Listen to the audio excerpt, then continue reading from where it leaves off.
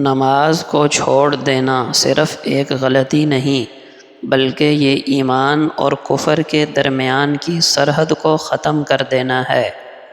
رسول اللہ صلی اللہ علیہ وسلم نے فرمایا، آدمی اور کفر کے درمیان نماز چھوڑ دینے کا فرق ہے۔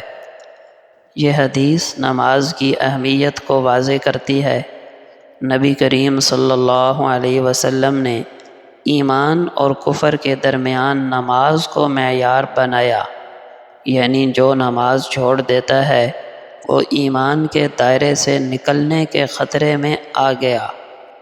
دوستو، نماز صرف عبادت نہیں بلکہ یہ اپنی بندگی کا اظہار ہے، یہ اللہ کے سامنے جھکنے کا اقرار ہے۔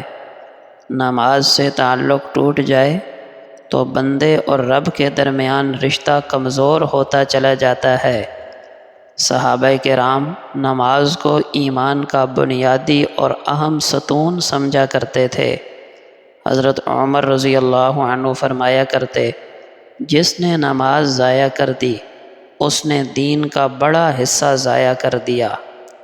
نماز وہ عبادت ہے جس کا حکم براہ راست معراج کی رات آسمانوں پر دیا گیا، یہی اس کی فضیلت کی سب سے بڑی دلیل ہے۔